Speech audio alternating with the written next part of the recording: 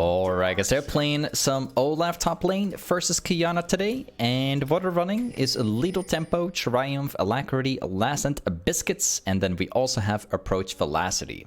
Now this game, I'm going to show you how to carry playing some Olaf. We're actually inside an interesting matchup because we're facing off Qiyana, which is a little bit unusual, but honestly perfect for me. We're going to be playing very aggressive. We have Ignite instead of Ghost, which normally, well, normally we go Ghost. Ignite is going to be perfect right here, because if I can get like one single Q off of him, I can follow like a trail of Qs afterwards and pop out my ult and Ignite. Have a very easy level 1 as well.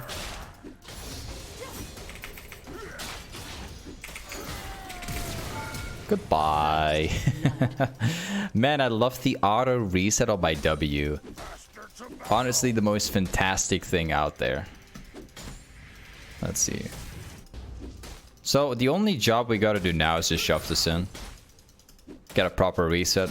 I want to try and get pickaxe as a first item purchase, so that we can maximize damage. Let's try, buddy. You don't have that damage. Let's go back. Right. So, Olaf has got a couple very interesting builds. Typically, stridebreaker is what you're running into matchups where you gotta slow your opponent, but also get slightly more tanky to survive. If you're like hard snowballing the laning phase, that's actually where you go into hydra. So hydra is like the perfect snowballing item, because you can just drop your Q straight from the lane and like into the wave, and the entire wave will disappear because of the AoE clear, and it also gives you the maximum damage. So it really it's really situational. Typically stridebreaker is always a good option if you're not sure. However, if you're snowballing, this is perfect. Now the wave is bouncing my direction, so let's use that to my advantage. We have pickaxe lead, so we have item advantage already, which means that we are already very far ahead.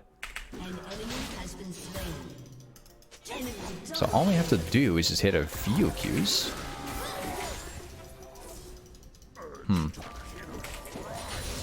I'm gonna use all my potions, everything that I got. I want to try and thin out the wave here, because with the item advantage, I can make the difference. I don't want her to reset right here, because if she resets, she will be able to buy items, which is really bad in my case.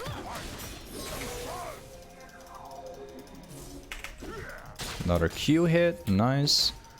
So you can see, like, we're preventing her from pushing it. She's doing her absolute best to, like, reset the lane, but I absolutely refuse to let her do that stuff. So now it's, like, back in my favor, because Olaf has sustain, right?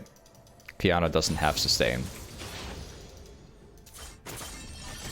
Oh. He can walk my direction if he wants. Well, he doesn't do that. Okay. And back to the lane. And now we just gotta stay very consistent with this. Another Q hit. Another Q hit. Now let's W, or well, actually I'm not gonna use my W. We're gonna be diving on our tower because my E-Ignite should be enough. Well, no problem. I'll just retry in like 2 seconds. There you go. If she doesn't last it, then she will fall behind. And there you go.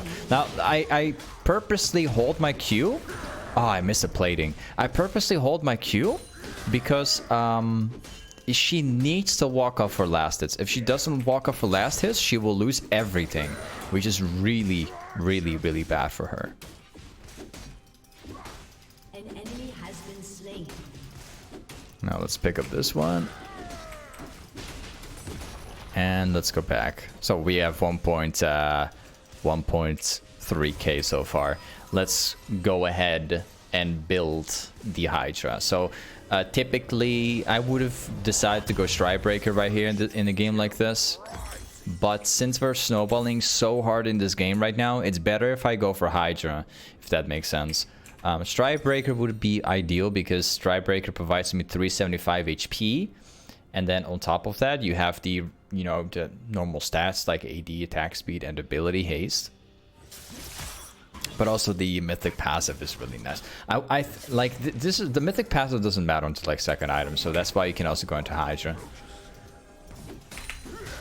Let's push this. All right.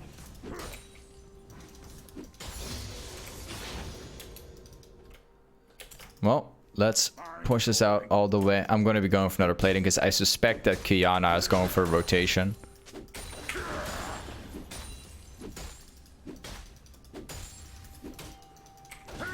Nice. We gotta be careful about Briar, by the way.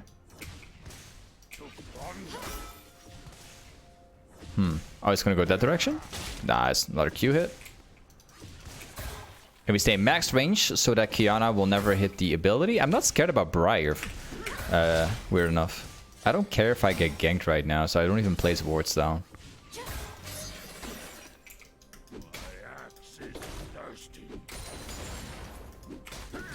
Good push. So once again, I just choose to push this so that we can infinitely hit Qs all day. I'm just gonna use my biscuit for mana.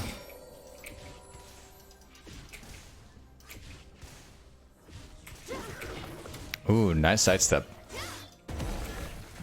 And now I'm gonna choose to tank the entire wave, and I'm gonna drag it in the brush. And what will happen is that the wave will push my direction.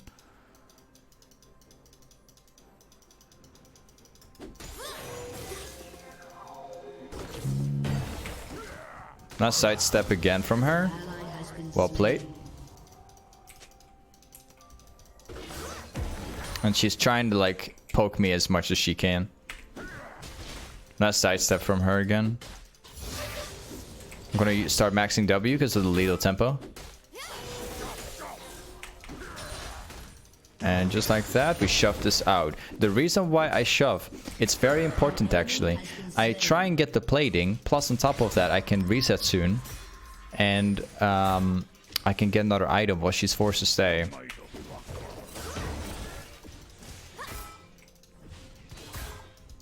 This wave we shove very hard, because we can simply buy Hydra soon. I need to get that plating down. An enemy has been slain.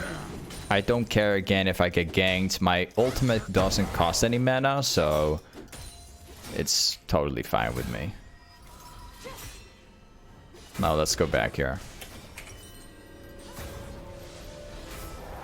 Nice. We're specifically building lifesteal. Lifesteal is very, very, very good right here because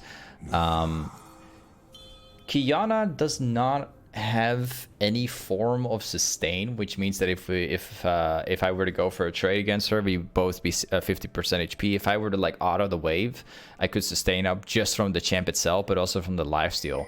Qiyana doesn't have this kind of like luxury, so if she falls down to 50%, she will eventually just die. Sustain is really, really, really good in laning phase. She will teleport. Very good in my case. That's actually perfect. What I'm gonna do is I'm just forcing the final plating here. At least final is going to be on one of the last ones. There's another one, but nice. And I got my plating. And now we have only one job, and that's to push one more wave, get Hydra, come back strong. So instead of just pushing it, I'm just going to go back already. So now you're going to see I can drop down my Q in the center of the wave, and then I can like clean up the wave instant. And the fun part about this is that I also stack my Hydra now, which means if I get 40 stacks, I'll have the maximum damage from one item. So our damage is going to be really high right now.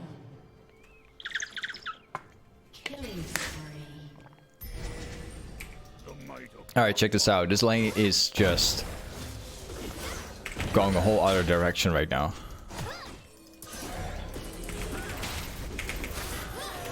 And, well, he's about to die. Actually, he ran off this direction, but I'm okay with it.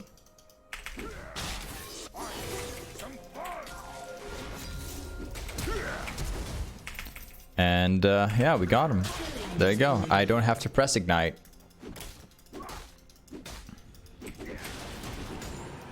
Really good push. Now let's walk up here. I'm gonna go for the jungle camp as well. And we're also... Actually, the jungle camp is not there anymore. So let's just go ahead and take this one. Nice. Okay. So now we're gonna go for the jungle camp, and I don't prioritize tower because I want Kiana to lose as much from the wave as possible.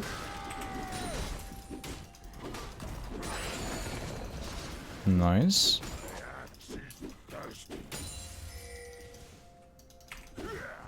And let's prevent her from getting back.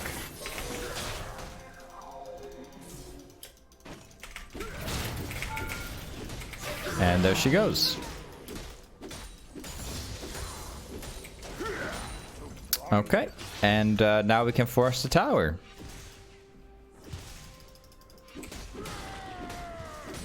And just like that, top lane is over. No junglers involved or anything like that, just me doing my thing with Olaf. I will lose the last hit right there. All right, let's go ahead and get back. We got 2.3k gold. So what we're gonna do is I'm just gonna go for stridebreaker. They have a full AD team comp, which means I'm gonna go into steel caps, and we go into this one, into attack speed, and we take this one. Okay. And now we walk back to mid. Now before we decide to go top lane, I will first go mid lane, because from mid lane I can decide to go top or bot lane or even kill mid lane. Top lane is pushed the entire way, so there's no meaning of going top lane. Let's see, I need to get those plates. Also, Zeri is on the back here. I think my teammates already got her. Yeah.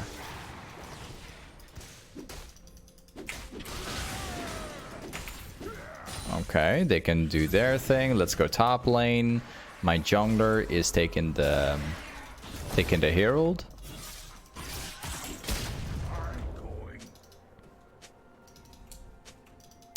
We'll push it the entire way and then go for jungle camps.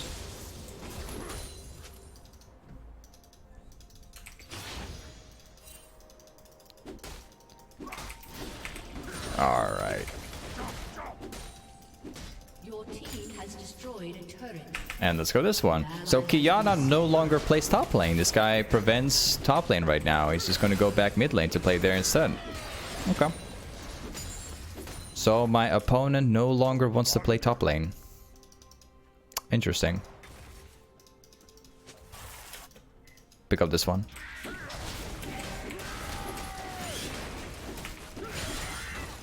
Okay, and Briar will show up right here. What's going on? What? What's going on? I'm getting chased down by 5 people.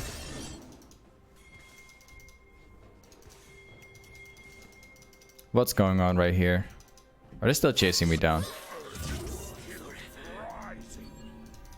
Okay. I don't know if she placed the ward. Okay. Well, fantastic. The tower is going to be very much gone.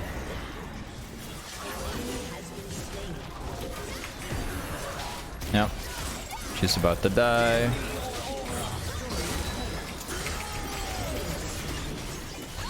Okay, she also dies as well. This is gonna land on the tower.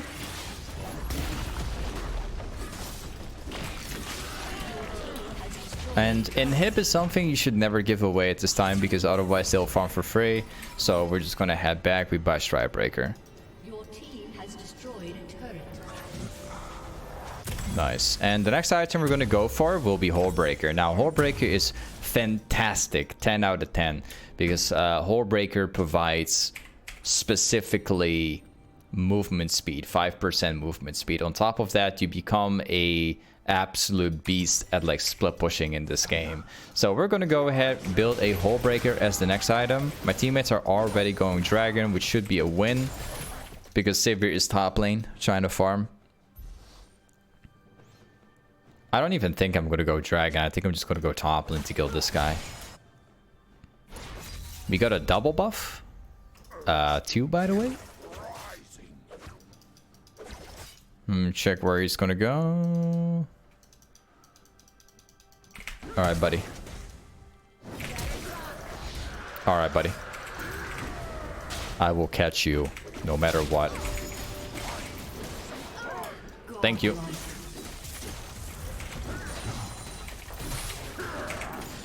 And the inhib is standing. You know why I'm not. You know why I'm not taking it, guys. I've been explaining it like a couple of times.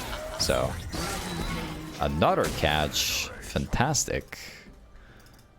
And we take this one again. And they surrender. So funny, I played 3 games of Olaf today, and in every single game, it was a 15-minute game. Like, it's unavoidable, man. Olaf too strong, I guess. I don't know. But either way, this is Olaf top lane. Thanks so much for watching this YouTube video, and I'll see you next time. Peace.